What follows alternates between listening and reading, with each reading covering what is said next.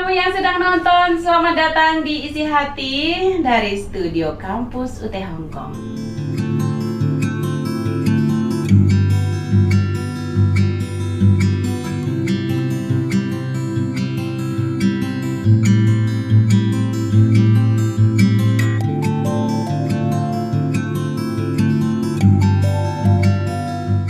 Teman-teman, tempat ini adalah tempat pertemuan para PMI yang hebat dalam memajukan karya-karyanya.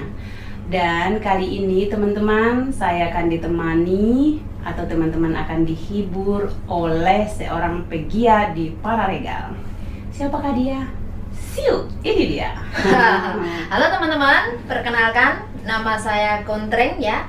Sering dijulukan dengan konsletor, ya kan? Nah, Facebooknya juga Kontreng Konsletor. Nah, itu aja keperkenalan dari saya. Singkat banget, Bu. Iya, karena memang untuk mempersingkat saja. Tapi memang kamu kayaknya udah sangat terkenal ya? Saya nggak merasa. Nggak merasa? Nggak merasa. Ngomong-ngomong, kamu dari dasar organisasinya dari mana sih? Dari IMWU, Indonesian Migrant Worker Union. Berapa lama di sana? Di sana 2010 sampai 2016. Jadi 6 tahun. Lama banget. Nah sekarang kan kamu aktif menulis nih. Apa yang memotivasi kamu sehingga mau untuk aktif menulis? Motivasinya karena untuk mendidik teman-teman, memberikan informasi. Karena medianya kan dulu Facebook atau media sosial belum seperti sekarang ya. Nah, dulu saya lebih ke arah media sosial itu untuk buang sampah.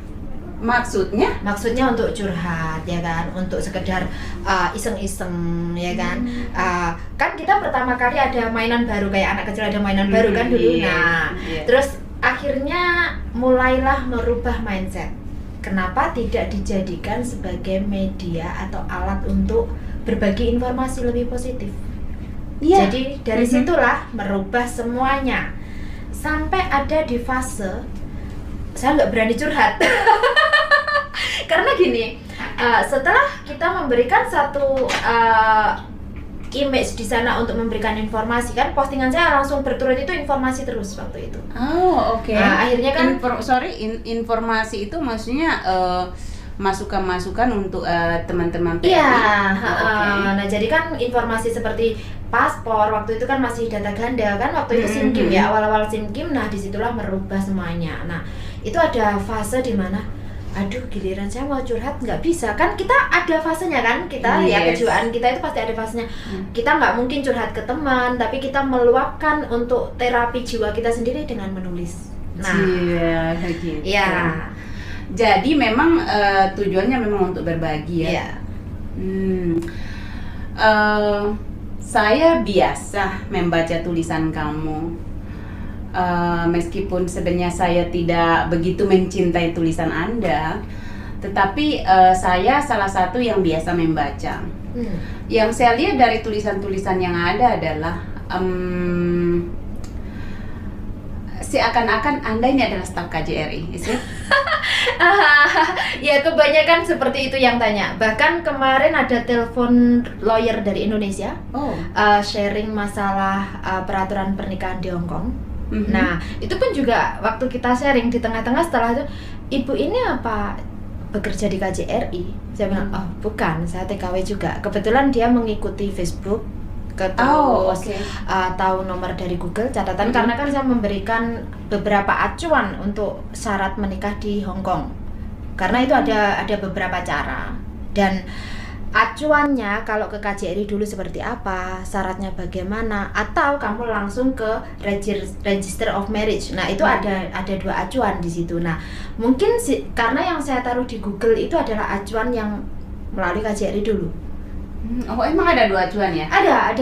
Acuan yang pertama melalui KJRI apa nih? Nah kalau yang pertama melalui KJRI otomatis data kedua belah pihak, suami sama istri itu harus dimasukkan melalui KJRI dulu. Nah si WNI-nya harus menyertakan surat izin keluarga, akte, KK, iya itu semua dokumen-dokumen harus dibawa dulu ke KJRI, baru ke Register of Marriage. Nah, kalau langsung ke Register of Marriage. Nah, kalau Register of Marriage di sini kan ibarat kata nunut nikah ya. Nah, itu hanya Hong Kong ID sama paspor single proof. Kalau Anda masih single. Kalau Anda cerai ya akte cerai. Kalau Anda widow itu surat kematian suami. Oh, begitu ya? Iya, jadi lebih mudah ke Register of Marriage-nya. Itu persyaratan dokumennya ya. Mungkin nanti kedepannya kalau di saat mau sudah deadline atau apa, nanti mungkin ada sedikit request dari Register of Marriage. Itu pun juga kita tidak bisa menolak.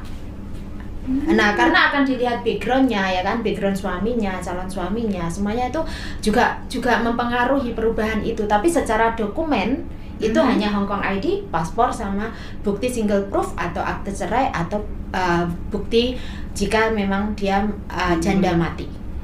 Gampang ya menikah di Hong Kong? Sangat gampang menikahnya. Nah, terus maksudnya?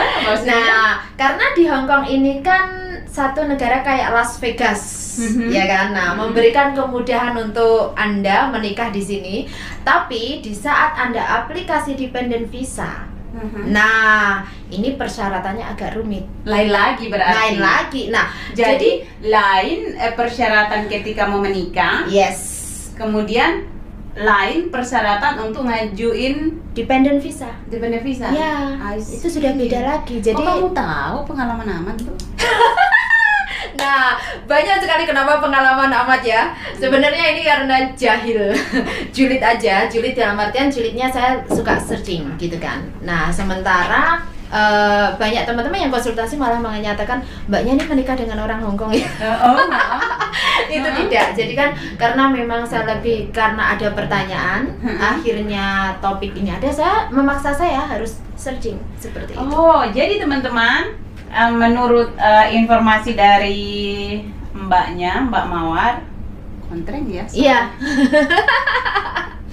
Mbak Kontreng bahwa mau menikah itu mudah, tapi pengajuan visanya agak sulit. Artinya ada dua hal yang berbeda. Beda ketika mengajukan registrasi atau pendaftaran menikah dan kemudian pendaftaran untuk mendapatkan visa. Jadi jangan sampai di mix together karena memang ini dua hal yang berbeda ya teman-teman. Jadi banyak di antara kita yang apabila mau menikah itu udah happy banget. Iya, because they don't know kalau itu adalah different dua hal yang berbeda dan dua kantor yang berbeda. Iya. Dan ada juga yang gini. Karena sekarang Hong Kong pun kalau Anda sudah menikah harus langsung update Hong Kong ID kan. Nah, iya. Jadi status Anda sudah menjadi spouse. Jadi harus update Hong Kong ID, pergantian dari W ke M. Nah, itu setelah diupdate aplikasi visamu belum tentu di-approve kalau ternyata suami ini tidak memenuhi syarat, is not eligible back financial approve, ya kan? Terus ditambah lagi masih ada lagi dengan tempat tinggal, ya kan? Dan intinya semua persyaratan itu kalau tidak memenuhi syarat ya kamu hanya mendapatkan visitor. Ada lagi teman-teman tambahannya. Kalau mau menikah dipastikan dulu lakinya kalau orang Hong Kong dia tidak punya utang. Iya. Jadi kalau dia punya utang, gitu. Jadi hal ini saya tahu juga karena aku ada temen dan sedihnya itu adalah disangkanya bahwa sudah menikah otomatis mendapatkan KTP dan ini ternyata dua hal yang berbeda. Iya. Nah, sampai di imigrasi saat itu diminta untuk ke TST. Jadi TST itu adalah bagian sebuah kantor, salah satu kantor yang memang khusus menangani. Dia harus mengambil surat dari sana bahwa dia tidak punya utang nih. Baru visanya bisa kan. Iya. Ternyata dia punya utang, akhirnya sekarang pulang ke Indonesia. Nah, iya memang tidak mudah. Jadi kan makanya kemarin dari teman-teman ini kan setiap teman-teman yang mau menikah dengan orang Hong Kong ya. Kenapa waktu di Facebook saya juga pernah digelar seperti ini. Menikah di Hong Kong, menikahnya itu mudah. Tapi setelah menikah perlu Anda pikirkan karena aplikasi visa tidak semudah dulu. Oh, iya, bukannya karena COVID malah tambah mudah? No, tidak. Jadi bukan karena COVID. Perubahan peraturan bukan karena COVID.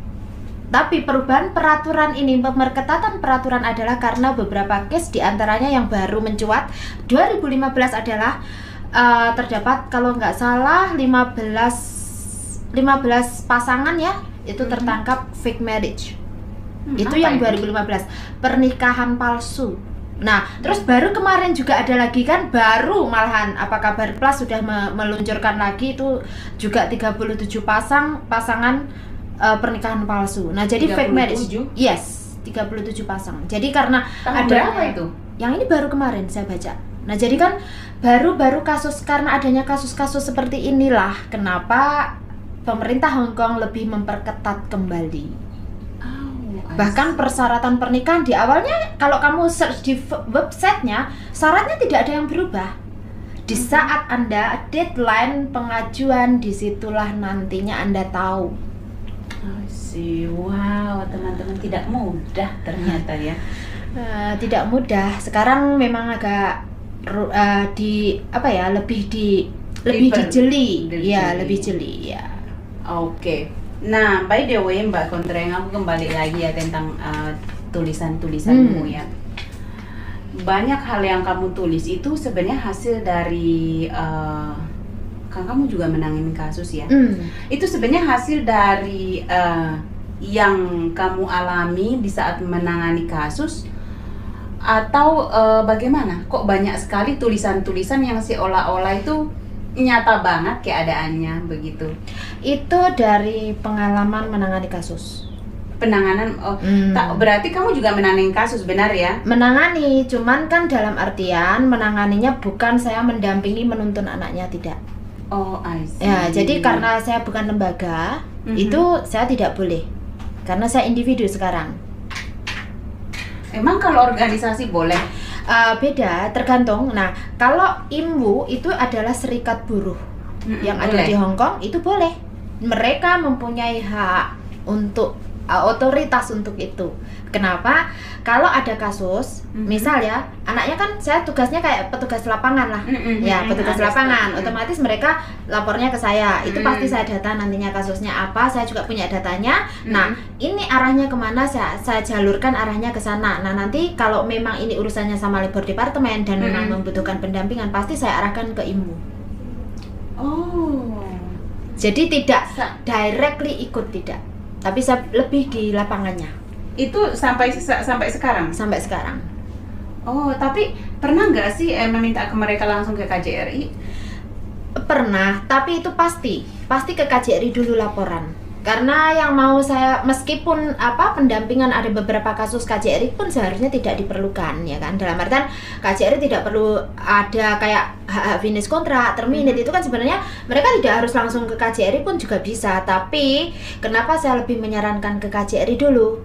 Minimal KJRI itu punya data. Jadi kalau ada kasus, anggaplah aku di interminate. So, aku kan pasti ke agen kan. Setelah sampai di agen kan kadang-kadang cuek nih. Nah, berarti aku bisa langsung ke pemerintah Hong Kong atau aku ke KJRI ini baiknya? Bisa langsung ke labor, tapi menunggu 7 hari jika Anda dari tanggal keluar. Setelah 7 hari majikan tidak ada itikat baik untuk memenuhi hak Anda, baru Anda bisa melaporkan, memasukkan case kepada Labor Department tanpa melalui KJRI. Betul. Tapi kita di labor itu tidak dimintain mana ininya dari KJRI. Tidak, karena itu Anda yang bermasalah, itu adalah hak Anda, ya kan? Dan itu Anda sedang memperjuangkan hak Anda, tidak ada hubungannya dengan KJRI. Tetapi kenapa saya meminta teman-teman tetap melapor ke KJRI? Karena KJRI harus memiliki data, artinya majikan ini begini memperlakukan warganya. Oke. Minimal KJRI memiliki data orang-orang seperti ini. Tetapi sejauh ini yang saya lihat, ya kan, kalau yang sekarang ya, tanggapan KJRI kurang dalam hal seperti ini. Oh, I see. Nah, oke, sekarang kan kita bisa pergi sendiri ini. Apakah kita perlu didampingi oleh agen? Tidak. Ya boleh kalau memang kalian butuh. Kalau agen, seharusnya agen mendampingi, karena agen itu kan sebagai pihak saksi juga bisa, ya kan, dan juga memang mereka yang mengenalkan majikan tersebut sama pekerjanya dan lain sebagainya. Mungkin mereka ketemunya di agen tersebut kan. Nah, agen ini seharusnya ada di situ. Tapi juga si mbaknya ini kalau dia mampu sendiri bahasa dan lain sebagainya dan dia bisa argumen, karena itu kan tidak sidang ya. Itu kan bukan sidang sebenarnya, tapi itu bentuk mediasi dari labor tribunal. Jadi pertemuan antara majikan dengan pekerja yang belum dipenuhi haknya itu tadi. Terus kalau mau ke labor itu kan saya dengar-dengar harus sesuai dengan distriknya. Ya, ada distriknya masing-masing. Memang kalau kos BP juga ada gitu. Kos BP kalau nggak salah ikut sentral. Jadi memang harus ikut daerah masing-masing. Iya, ada distriknya. Ada distriknya masing-masing. Tapi kalau bisa dihindari ya teman-teman untuk terkait dengan labor selama masih bisa dibicarakan gitu. Jadi tidak di sini pemahaman teman-teman yang salah adalah di sini. Sedikit-sedikit masalah langsung ke labor departemen. Sedikit-sedikit masalah langsung ke labor departemen. Yang saya sarankan kepada teman-teman, lihat dulu masalahnya apa. Jadi kenapa saya lebih menekankan mendidik kepada teman-teman PMI, pahami hak kamu, pahami isi kontrak kerjamu, pahamkan kewajibanmu. Tapi kan kalau kita disuruh tanda tangan kan jarang yang bisa baca. Aku sendiri dulu nggak pernah baca. Nah ini dia. Nah saat itu dulu mungkin benar kita mengalami kekurangan bahasa, ya kan, bahasa Inggris itu kan kita nggak karena memang kita bukan national language, ya kan. Nah jadi bukan pula native, jadi ya it's fine as long as we know, as long as I understand, that's it. Nah, tapi dari sini kan pelan-pelan teman-teman di sini mungkin pertama kali iya kita nggak tahu. Tapi yang berikutnya berusaha mencari info tersebut. Oke. Nah, ada yang kasus lain yang saya mau nanyakan ini terkait masalah kontrak tadi. Saya dengar-dengar kalau masuk ke majikan baru selama 3 bulan itu kan tidak ada libur. Ini bagaimana sih sebenarnya, ada nggak sih dasar undang-undangnya untuk hal ini? Oke, hak libur PMI, PRTA di Hong Kong itu ada di kontrak kerja nomor 6. Nomor 6 ya? Apa bunyinya itu kira-kira ya? Itu bunyinya setiap dari PRTA itu berhak atas semua libur, yaitu ada 3 libur. Libur wajib mingguan, libur tanggal merah 12 hari per tahun, sama libur tahunan jika kontrak terputus, ya. Ya. Nah, di sini yang pertama adalah libur mingguan. Setiap dari kita berhak 1 hari istirahat dalam 7 hari kerja. Dan harus libur tuh. Harus, tidak boleh diganti uang, tidak boleh pula minta kompensasi. Ini waktu istirahat. Dan jika Anda ataupun majikan mengganti dengan uang, ini dendanya 100.000 Hong Kong dolar. Yes. Baru dengar teman-teman kaget. Nah ini yang libur wajib loh ya. Nah sementara libur tanggal merah, di sini kita berhak, setiap dari kita berhak atas 12 hari libur tanggal merah. Maksudnya gimana? Nah dalam 2 tahun itu ada kumpulan public holiday atau statutory holiday. Nah itu yang dimaksud kayak Christmas, tahun baru Cina. Nah itu kan, itu ada 12 kita. Tahun ini saja 13 ditambah 1 ya kan. Nah, di situ libur tanggal merah ini boleh diganti hari lain, boleh diganti uang. Tapi kalau yang libur hari wajib harus diganti lain hari jika dalam minggu tersebut dia tidak libur.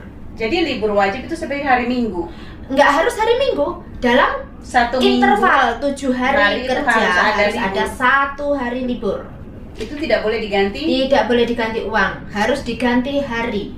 Lalu bagaimana jika Anda adalah salah satu yang diganti uang dan penggantian uangnya misalnya tinggi? Nah itu dia, itu kembali lagi, itu pribadi, itu individu kesepakatan. Kalau secara undang-undangnya adalah no, tidak boleh.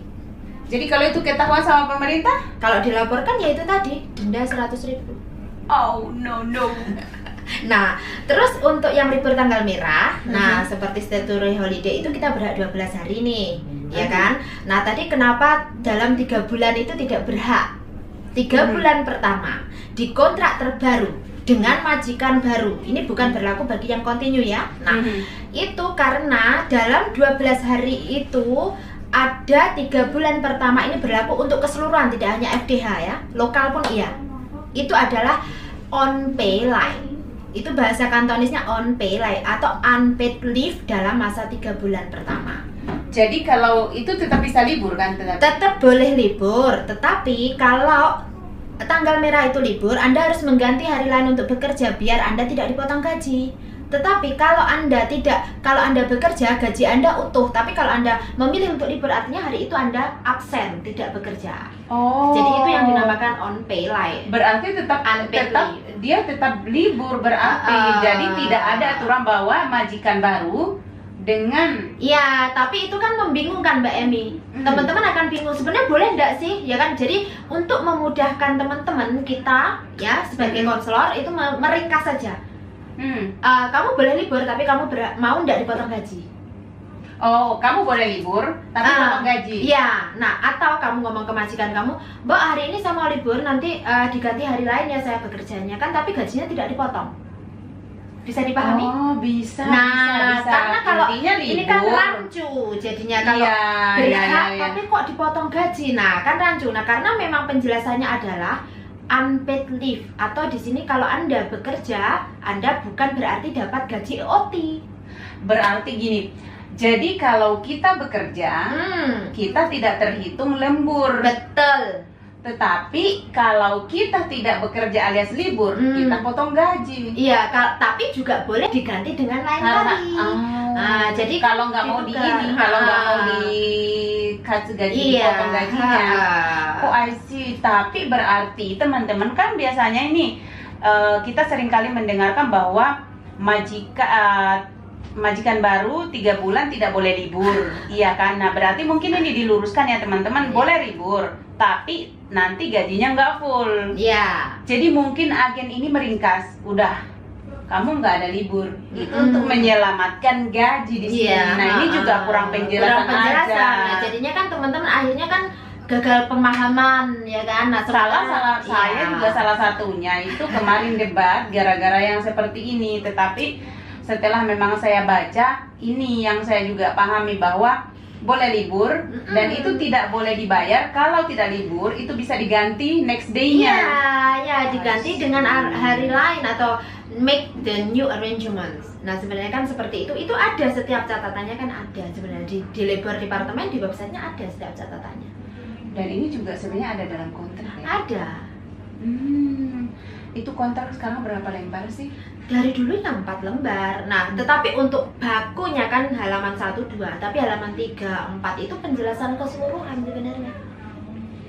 Jadi sebenarnya kalau bisa pelan-pelan itu bisa kita menerjemahkan kontrak itu. Jangan salah, masalah terjemah kontrak kerja sudah saya terjemahkan di Google 2016. Oh, sudah pernah? Sudah ada. Tapi kan di luar sana belum tentu mereka membaca. Judulnya adalah standar kontrak kerja domestic helper Hong Kong kalau nggak salah. Itu ada di tanda kunci contreng. Iya, itu ada. Itu dari IMU sebenarnya, karena waktu itu saya masih jadi anggota IMU ya. Kan kalau itu kan bersifat publik. Bukan internalnya IMU. Nah, jadi ini kan saya sengaja saya tulis, saya sadul kembali dengan bahasa lebih sederhana. Nah, itu dari yang halaman 1 sampai halaman 4. Bahkan sampai jika ada pemotongan gaji itu bagaimana, sampai berapa, bagaimana itu ada semua. Cuman yang nggak ada di yang baru untuk membersihkan jendela itu tidak saya tambahkan karena itu di blok lama.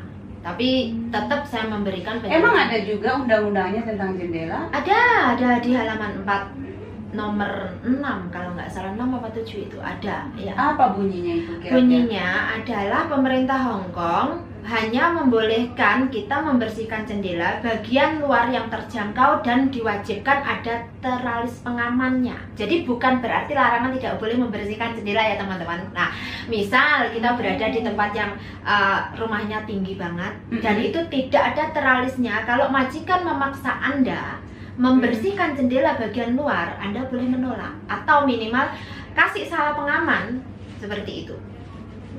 Nah kan tidak mungkin majikan atau bahkan majikan tidak di rumah, bagaimana? Oke, kalau majikan tidak pernah di rumah ya jangan dikerjakan. Justru jangan dikerjakan kalau nggak ada orang di rumah. Nah, ini kan kadang-kadang begini. Teman-teman itu kan kadang ada sikap nggak enak, ya kan. Nah, jadi takut diterminate. Nah, ini sebenarnya justru kalian foto saja tempat jendelanya difoto. Nah kan, kalau di saat terjadi argumen, dijelaskan pelan-pelan, jangan langsung marah, ya kan, jangan langsung merasa saya itu dilarang, enggak, ya. Jadi kadang di sini sebenarnya bentuk komunikasi, kan. Yes. Nah, jadi komunikasi bagaimana Anda memahamkan kepada majikan Anda bahayanya seperti apa, tanggung jawabnya sejauh mana. Nah, saya yakin kok dengan cara kita mengkomunikasikan majikan juga paham, kecuali memang majikannya memang nggak mau paham. Oh, I see. Kontre, ngomong-ngomong, kenapa kamu keluar dari IMU? Itu karena keinginan pribadi saya yang memang di IMU sendiri saya memang lebih memilih di bagian lapangan, kan. Lapangan. Jadi karena untuk lapangan ini kita lebih dekat dengan teman-teman kasus.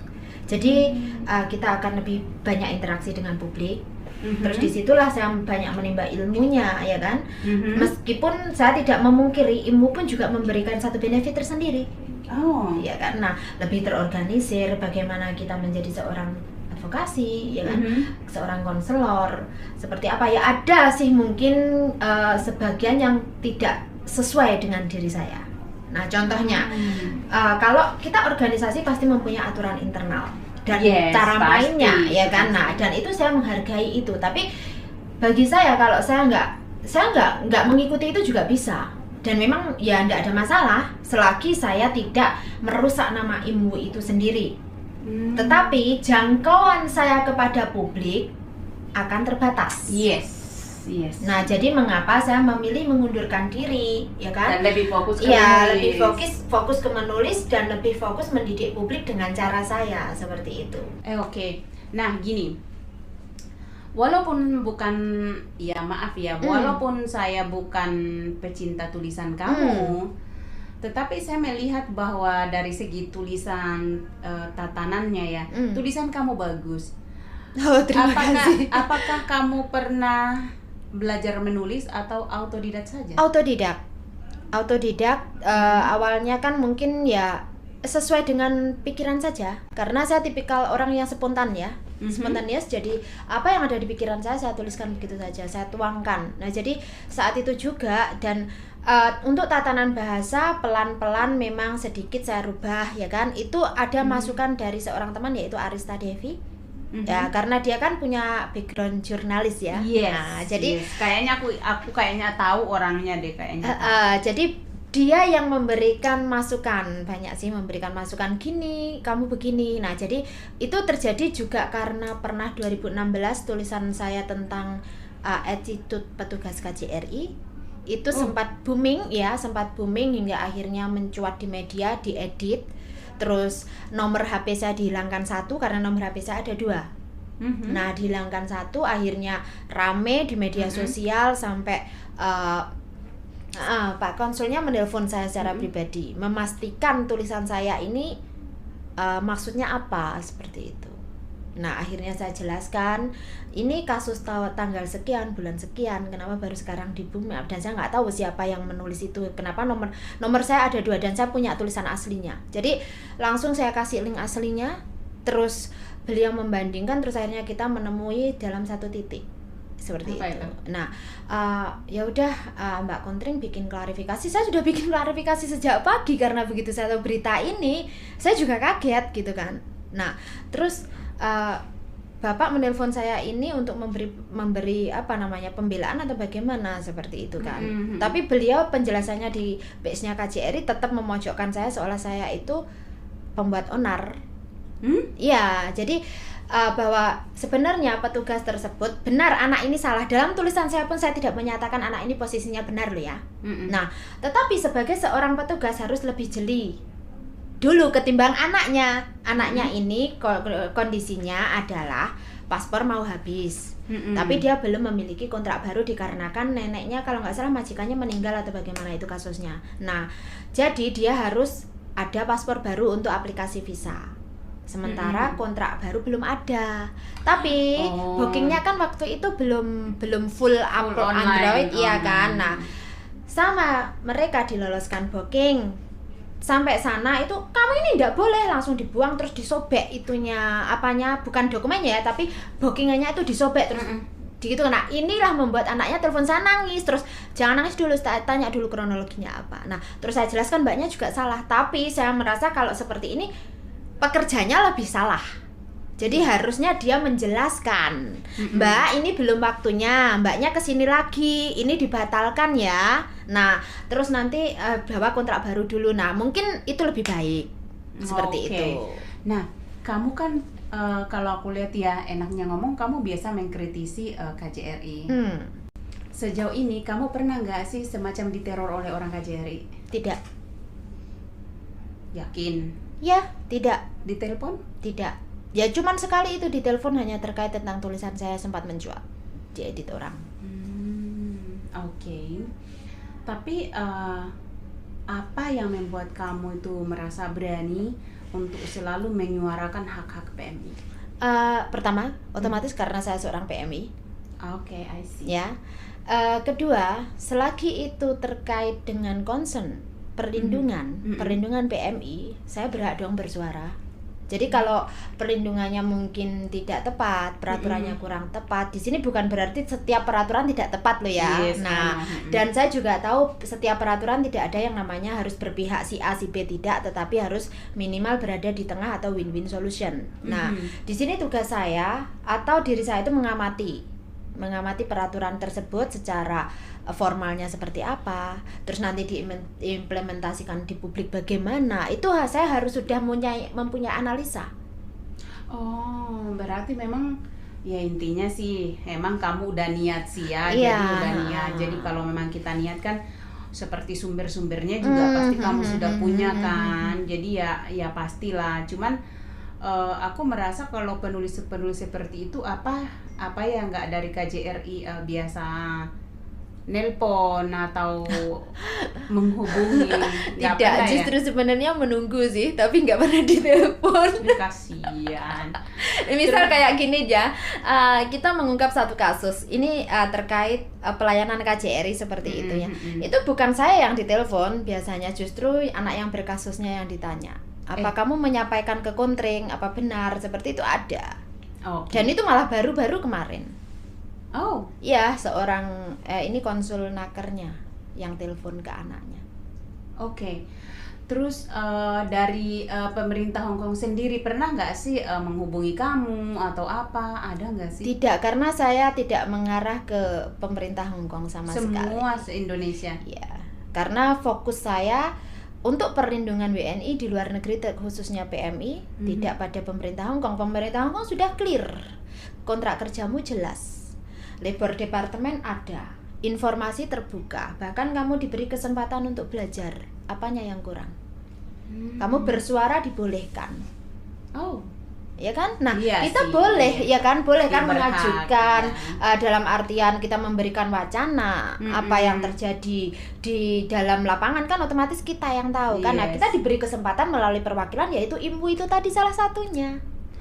Oke. Jadi kalau pemerintah Hong Kongnya sejauh ini perlindungan PMI peraturannya jelas, semuanya jelas. Nah, yang dibenahi kan negara kita, internal negara kitanya saja. Jadi kenapa saya lebih mengarah ke KJRI-nya, karena memang KJRI yang di sini sebagai penyambung lidah kepada BP2 PMI dan Kemenaker yang ada di Indonesia, termasuk menembusi Kemenlu. Coba bayangkan, kita ada kasus, ya, kita harus ke KJRI, harus email lagi ke Kemenlu, Menaker, BP2MI, payah kan? Dan sementara mereka tidak bisa satu pintu. Kenapa tidak KJRI saja menampung, selanjutnya menyambungkan ke keseluruhan? Itu kan lebih mudah, lebih menyingkat gitu loh.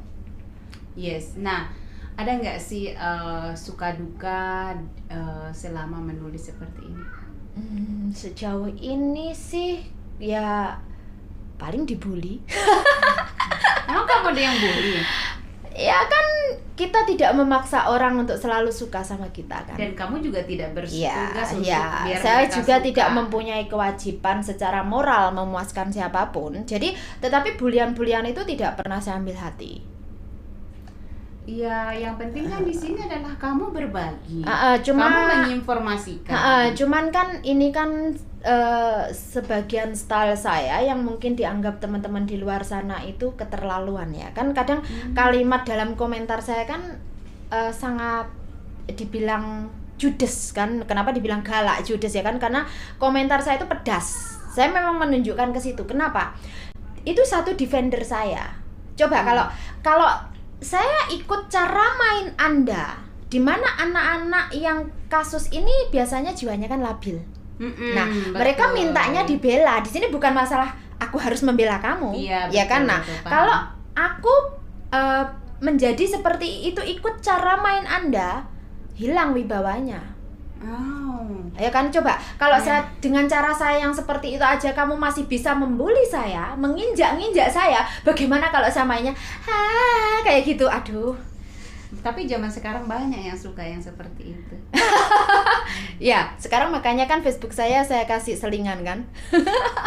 Jadi teman-teman, sekedar informasi bahwa Mbak Kontreng ini adalah seorang wanita yang aktif untuk menulis, menyuarakan hak-haknya PMI, kemudian apa yang menjadi terlarang atau apa yang membuat hal-hal bisa kita jadikan acuan untuk bekerja selama di Hong Kong. Nah, kemudian tadi kita sudah membahas banyak hal, mulai dari pernikahan. Bagi Anda yang mau menikah, nah jangan lupa disaksikan pelan-pelan. Kemudian saya masalah kontrak juga tadi sudah. Nah, sekarang yang terakhir nih, aku ingin kamu menyampaikan pesan-pesan kepada teman-teman yang mungkin juga menjadi isi hati kamu ketika kamu menjadi seorang penulis. Enak nggak enaknya, bahagia nggak bahagianya itu seperti apa sih suka dukanya? Kalau dibilang enak nggak enaknya, kita sebagai penulis adalah berpikir keras menggunakan tata bahasa yang bagaimana untuk menyentuh lapisan yang paling bawah. Karena mengingat tidak semua SDM dari PMI itu bisa cepat tanggap. Jadi kita akan berpikir keras kalau dengan cara bahasa yang seperti ini, itu lapisan berapa yang bisa menerima. Jadi kalau seorang konselor, HP Anda masih berdering dengan pertanyaan yang sama dalam satu hari, lebih dari 1 orang atau lebih dari 3 orang, artinya Anda gagal. Ya, jadi jangan salah. Justru kalau HP Anda berhenti berdering, itu Anda lolos, Anda berhasil. Wow, teman-teman, makanya teman-teman penulis di Hong Kong memang banyak di antara mereka yang menggunakan bahasa yang sederhana agar mudah untuk dipahami. Nah, mudah-mudahan apa yang kami sampaikan hari ini bermanfaat untuk teman-teman semua.